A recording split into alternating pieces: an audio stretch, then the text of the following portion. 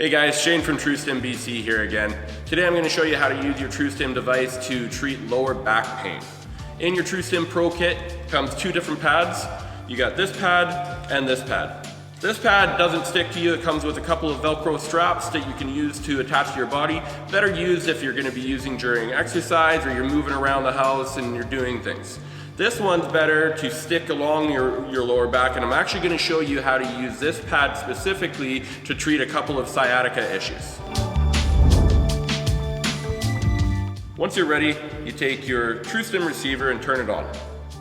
Then you take these two holes here and put it right onto the pad.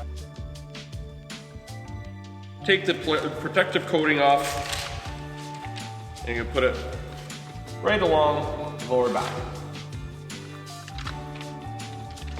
Once you have the pad in place, turn on your TrueStim device, put it onto one of the multiple modes that we have: kneading, contracting, tapping. Put it to an intensity level that suits you best and let the device do its work.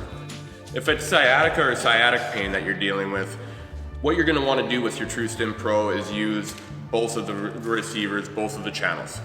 Take your first channel, put it onto the AccuBelt, the non-sticky back pad. Spray it before to create the conductivity. Attach it onto your lower back so it's snug.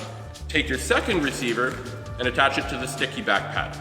Then you'll take the sticky back pad and run it vertically up and down your leg, up and down the sciatic nerve to help release the tension and relieve the pain. Remember guys, with TrueStim, it is treat, recover, and prevent.